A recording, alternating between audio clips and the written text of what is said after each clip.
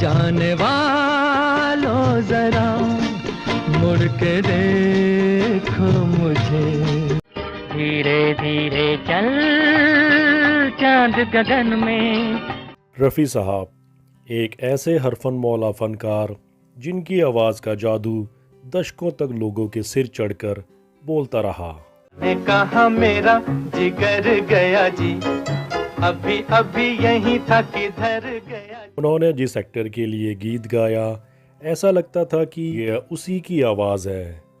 गुलाबी आंखें जो तेरी देखी, शराबी ये दिल हो गया। रफ़ी साहब के गाए गीतों ने कई एक्टर्स को स्टार बना दिया।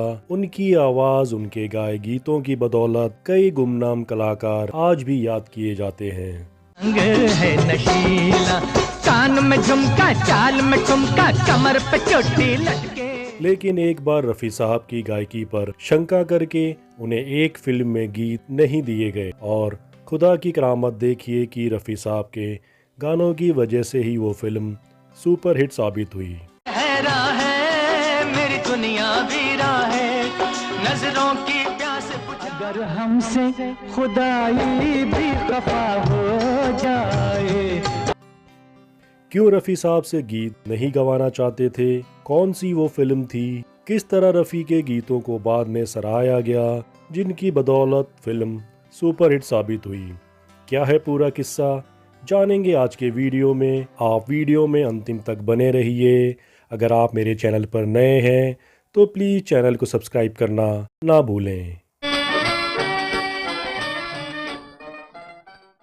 ये बात है 1974 की। एच.एस. रवेल ने अपनी फिल्म लैला मजनू पर काम करना शुरू किया था।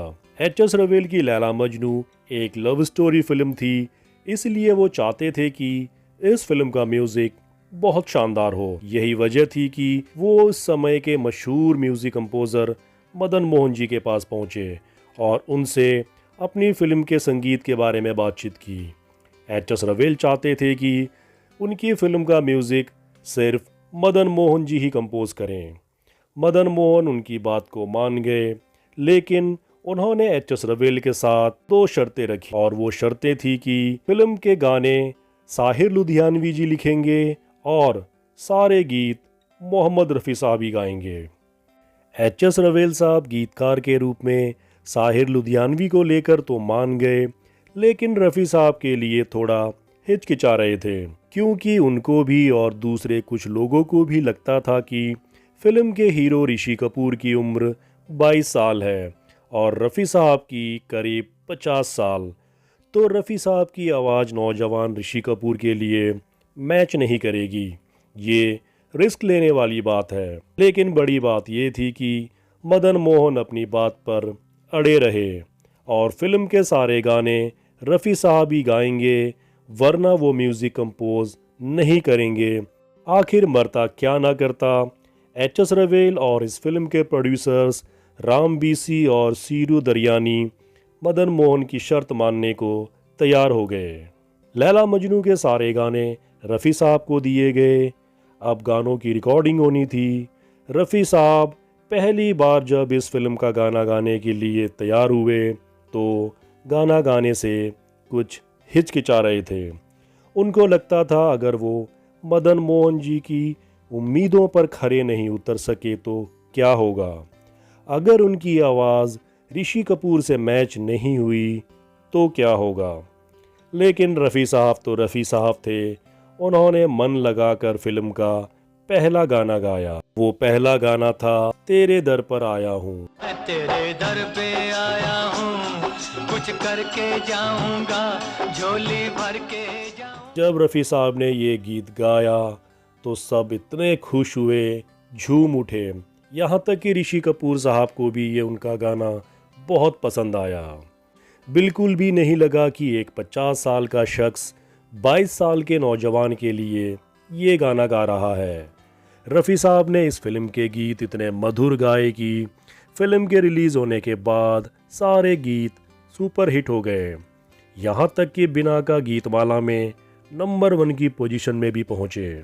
सिर्फ मदन मोहन के अलावा किसी और को ये अंदाज़ा नहीं था कि रफ़ी साहब ऋषि कपूर के लिए इतने शानदार गीत गाएंगे। उस जुल्फ के कुर्बान लबो रुखसार के सदके। इसके बाद तो रफ़ी साहब ऋषि कपूर की आवाज बन चुके थे। Laila Majnu film Musically blockbuster रही। रफ़ी साहब के गीतों को सबने सराहा। इसके बाद ऋषि कपूर की आवाज बन चुके रफ़ी साहब ने ऋषि कपूर के लिए जो भी गाने गाए वो सुपर हिट साबित हुए। हो के मायूस तेरे दर से सवाली न गया, कर तेरा नाम ज़मीं पर उसको सजदे करता है। अफसोस ये रहा कि इस फिल्म के दौरान ही मदन मोहन जी चल बसे। 6 गीत उन्होंने रिकॉर्ड किए, बाकी के गीत उनके बेहद करीबी दोस्त जयदेव साहब ने कंपोज किए। इस फिल्म के गीतों की कामयाबी के बाद एक रोज़ रफ़ी साहब ने कहा था कि मेरी आवाज़ चंद ही एक्टर्स पर जचती है, जैसे दिलीप साहब, शम्मी कपूर जी, जॉनी वॉकर साहब और ऋषि जी आप पर। यह सुनकर ऋषि कपूर बहुत खुश हुए और कहा, रफ़ी साहब ये मेरे लिए अब तक का सबसे बड़ा कॉम्प्लीमेंट है। आज ना तो रफ़ी साहब ना ही ऋषि कपूर साहब हमारे बीच हैं, लेकिन दोनों को उनके गीतों की बदौलत और एक्टिंग की बदौलत हमेशा याद किया जाता रहेगा। बॉलीवुड के ऐसे ही अनसुने किस्सों को जानने के लिए आप मेरे चैनल को सब्सक्राइब कर सकते हैं और वीडियो पसंद आया तो लाइक ज़रूर करें। आप देख रहे थे बॉलीवुड विद दीपक। खुश रहें, सलामत रहें, टेक केयर दोस्तों।